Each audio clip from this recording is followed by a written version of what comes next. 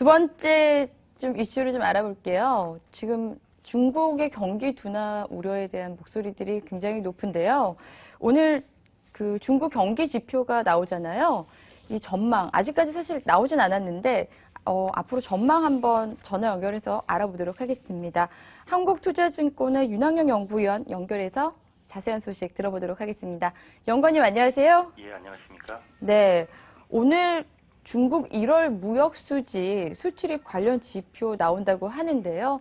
예, 전망 어떻게 보시는지요? 예, 그렇습니다. 이제 조만 11시 전후로 아마 나올 것 같은데요. 네. 수출 증가율은 0.1% 증가했을 것으로 이제 예상이 됩니다.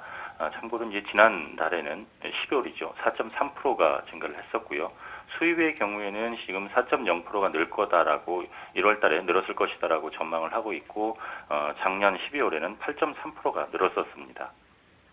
네. 그러니까 연구원께서는 조금 이제 긍정적으로 전망을 하고 계시는 거네요. 예, 그 마이너스까지 나오지는 않을 것 같고요. 수출 증가율이요.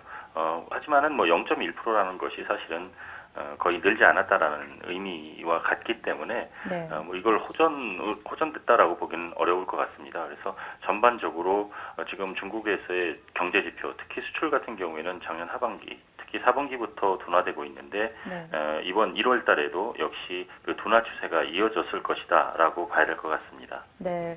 그러니까 작년 4분기부터 이어졌던 중국 둔화가 1분기까지도 계속해서 이어질 것이다. 이렇게 보고 계시네요. 예, 그렇습니다. 네. 지금 중국 경기 둔화에 대한 우려, 사실은 작년부터 계속해서 나왔던 얘기거든요. 예, 네, 향후 중국 전망, 경기 전망 어떻게 보시는지요? 또 이것이 우리나라 경제에 어떤 영향을 미칠 것이라고 판단을 하시는지요?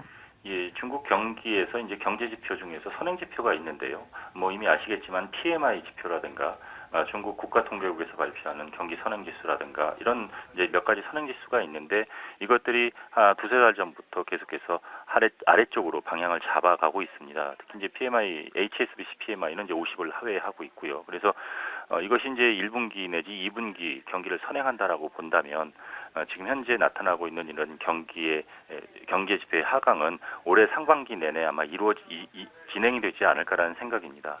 따라서 중국에 대한 수출 비중이 상당히 높고 중국 플러스 신흥국에 대한 수출 비중이 우리 같은 경우는 이제 절반 이상이지 않습니까?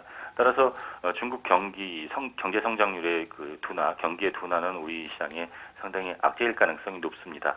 다만 한 가지 짚고 넘어갈 것은 중국의 경기 둔화가 과거에 나타났던 경기 둔화의 그 하강 모습보다는 상당히 완만하다는 것입니다. 그래서 중국 경기가 경착륙하는 정도는 아니기 때문에 우리나라 경제에 미치는 영향은 상대적으로 제한적일 수 있다라고 봐야 될 것 같습니다. 네. 하강 속도가 완만해서 우리 경제에 미치는 영향은 아주 그렇게 크지는 않을 것 같다. 이렇게 정리를 해주셨습니다. 한국투자증권의 윤항진 연구위원님 말씀 감사드립니다. 고맙습니다.